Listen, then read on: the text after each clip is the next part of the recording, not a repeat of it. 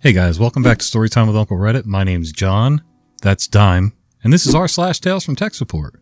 The master plan is almost complete. We're getting him used to coming over here, and if he doesn't hit the escape key and shut off the recording or throw everything off the desk, we'll be good. Alright, let's read some stories. But why can't you fix hardware over the phone? So after a few years of different field service jobs, I wound up working on a contract basis at a computer company, often known as Big Blue. I went to work there in mid-1999. We were specifically hired to help support all the new laptop customers who were buying new equipment to avoid the dreaded Y2K monsters. Note, this story takes place a few years post plugging in Ray's engine analyzer machine at the auto shop across the street from the ocean. I'll be me. My customer du jour will be Mr. Howell of Dewey Cheatham and Howell of Chicago. My boss this time will not be needed nor mentioned, as you will see.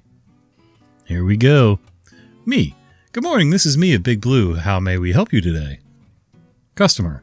Yeah, this is Robert B. Howell, Esquire. He actually said Esquire like it was a black and white cowboy movie from the Saturday morning cliffhangers. I'm managing director of Dewey Cheatham and Howell. We're a prestigious law firm in Chicago, Illinois. Our primary business is support of our clients who are dealing on the board of trade. He went on for about 45 seconds like that. I was waiting for his social security number, his wife's and kids' names, birthdays, and the size of his, portfolio, but he finally got to the point. We received 60 of your laptops recently and my computer kid says they aren't right. The kid says the hard drives are too small for all the programs we need to run for our daily business. I said, okay, Mr. Howell, if you have your salesperson's name or the invoice number, I can look up your order. But of course in my head, all I can hear is, oh, rat spit. Somebody's going to get fired for this. We were talking about at least 50 grand of computers here, plus all the shipping and whatever to make this right. Glad it ain't me in that warehouse. Mr. Howell, no salesperson involved. I ordered these myself off your website in September. The invoice number is BR549. I look up the invoice and ruh-roh, Shaggy. Mr. Howell has exactly the units he ordered. That's 50 grand of gear plus shipping and he can't use. And he's the only one who screwed the pooch, not us. Mr. Howell, the invoice says you ordered our laptops, 60 of them, model 212121. That being the super speedy, whip-whistling fast chipset with extra memory and the smallest hard drives available on those units. So you actually got what you ordered, but we can reorder the ones you actually need. But you'll have to pay a restocking fee due to the size of the self-order, and you will have to pay for return shipping too. How? No, I need you to fix these. Isn't that the whole point of phone support? Me. Huh? Oh, no he didn't. Mr. Howell, there is no way for me to do a hardware change over the phone. Not just computers work that way, there isn't any kind of hardware that can be swapped or repaired over a phone line. Mr. Howell. Listen, my computer kid says you can make this right over the phone, so do it, boy, do it, quickly. So kid and boy in one sentence, and that's his third kid in a minute and a half. I'm guessing Hal's first name is Kyle, and his wife would then be Karen. Ergo, anyone not at their socioeconomic level is far less than he/they. Not sure about his computer kid's age, but at the time I was 45. My sons were beyond being boys at that point. Oh well.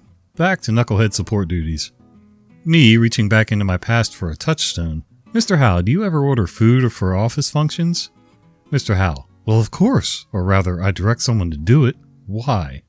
Mr. Howell, if that order shows up short or wrong, or you get food for a completely different business, you call the restaurant, you get them to straighten it out and get the reorder to you ASAP, right?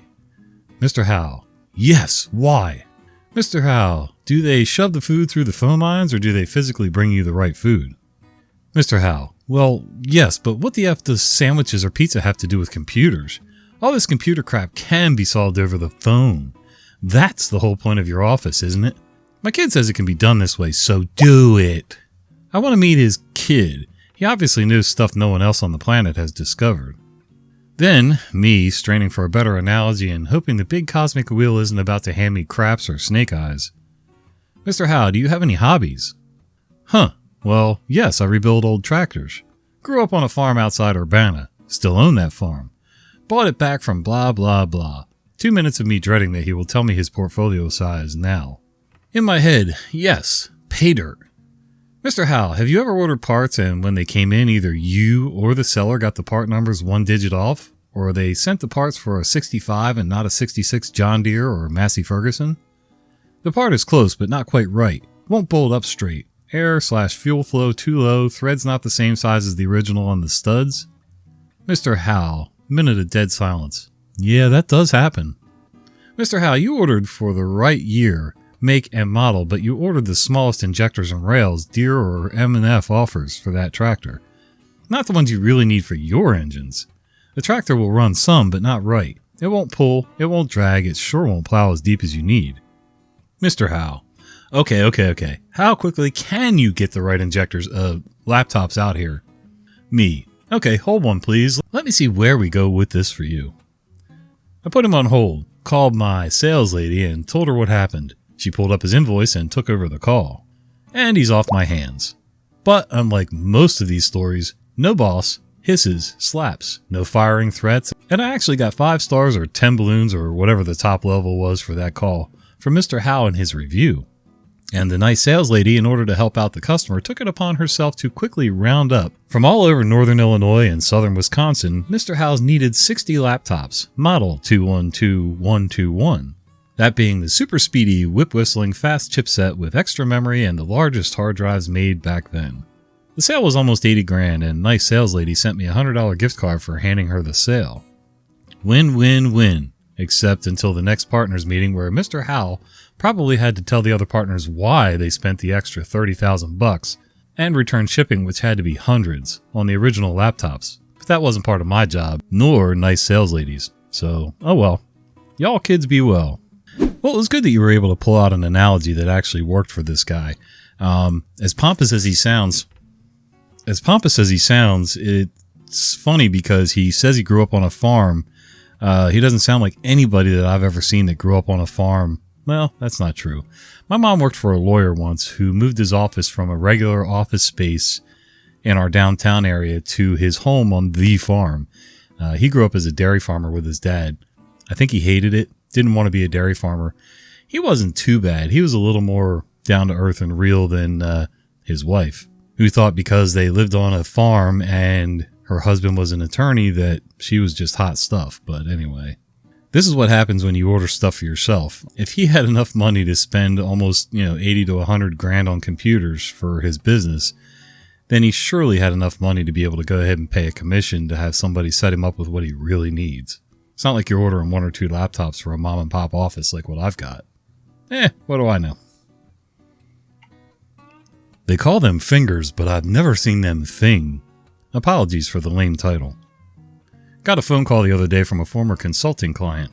We need you on site as soon as possible.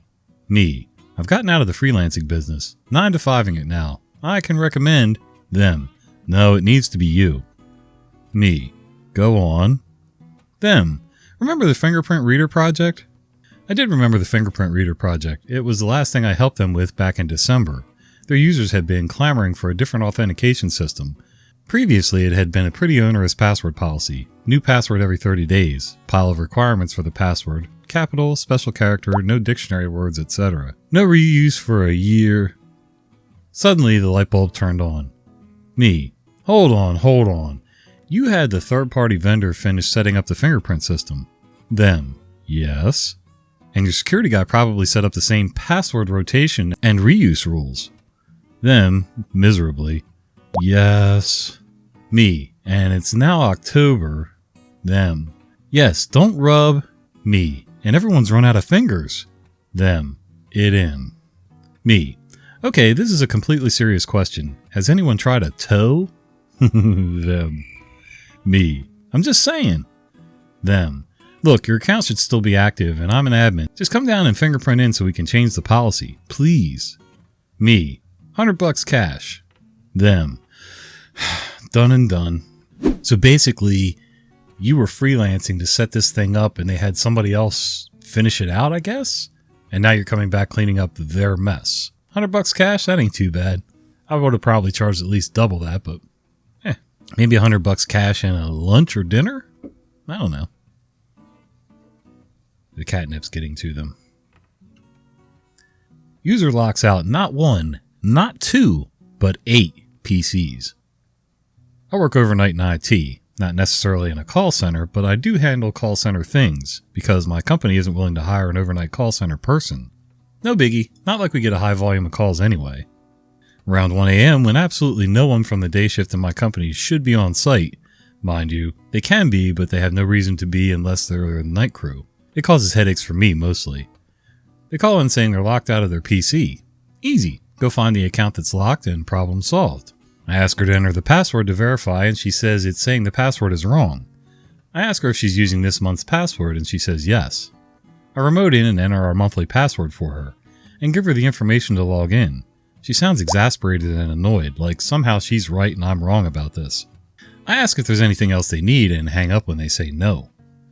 I'm minding my own business when about 4 hours later, when more people start showing up, that I'm getting a lot of calls from the same location the other users from, all about locked accounts.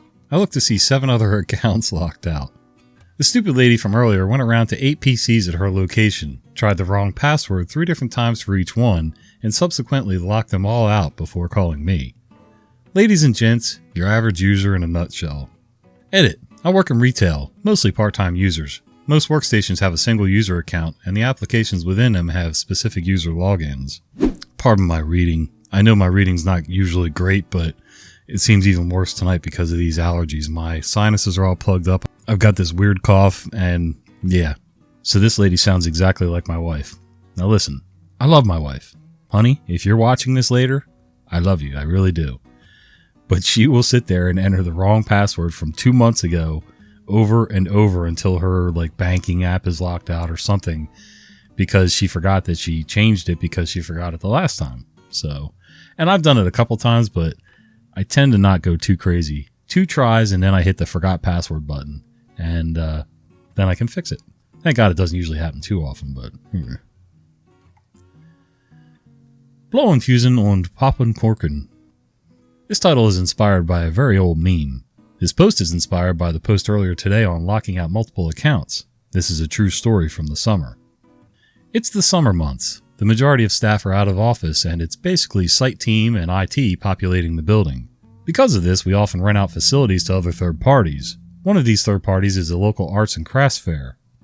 Us and IT generally take this week off, as it's annoying to have to dodge grannies with their knitting and local arty airheads with their sculptures and paintings. It's generally not a good time. Also, a few local festivals are hosted this week, giving us in IT a bit more reason not to come in. As such, a 9-day weekend is coming up. But before we get into jollying around with beers in our hands and curry in our belly, we have work to do. Computers, tables, and chairs need shifting from several rooms in order to make room for the OAPs and their sewing machines. Is that old-ass people? This is all fine and dandy, but some of the computers are on island stands, with 6 machines around a hexagon desk, with network and power run through a static pillar in the middle. It's easy enough to move the tables and machines, but the pillars are bolted to the floor, sharing a single socket each to the mains power. We move all the machines and tables without issue. All the PA system cables are pulled out of the ceiling, and everything's ready for the horde of pensioners to take over our site. Us and IT close up shop and have a fairly boozy 9 days off. It's great. I eat some lively chili. The young one sees the procession, and the missus wins some toys on the hookah duck, whilst we all see some fantastic fireworks displays. It's the week we come back. We've largely avoided the setup and fair itself, but now we've got to pack it all up. Easy enough. We just do all the pack up in reverse. We put all the tables back together, move back in all the MFPs, multifunction printers for those unfamiliar, back to where they belong, and start putting in the machines. I plug the first machine in and power it up, ready for a new install of Windows 10 21H2, but it's dead. I try the next socket. It's dead. Okay. Each of the sockets on this pillar is individually fused with a 2-amp fuse. This is because of the fact it's sharing a 13-amp socket. However, most of the machines on this island don't draw anywhere near that sort of current, so this is never an issue. However, as I go along with my box full of fuses, it turns out 11 of the 12 are fairly well popped. I go up to one of the site team, bearing a fair handful of fuses, including some that didn't come out without a fight, and I say to them, "Why are all these fuses blown?" They managed to get 11 out of 12. It must have taken some effort to get that many. They replied, "Oh, they mentioned that none of the sockets worked over there. They were plugging in their sewing machine and couldn't get any power." I don't know how much amperage a sewing machine draws, but I'm pretty sure when you hit that little pedal, it's going to draw way more than those 2-amp fuses can handle. Kind of like turning on a hairdryer maybe, or a decent sized toaster? I don't know. I'm a carpenter, not an electrician, Jim. Well, looks like the boys are sleeping off their catnip, but that's a good step towards getting them to come up here and hang out with us for a little while on some future videos. So maybe a little cushioning here, a little piece of carpet or something to entice them to stay put. We'll see. All right, guys. If you enjoyed these videos, do me a favor and hit that like button, subscribe to the channel, and click that little bell icon so you don't miss the fat guy with the beard telling you stories. See ya.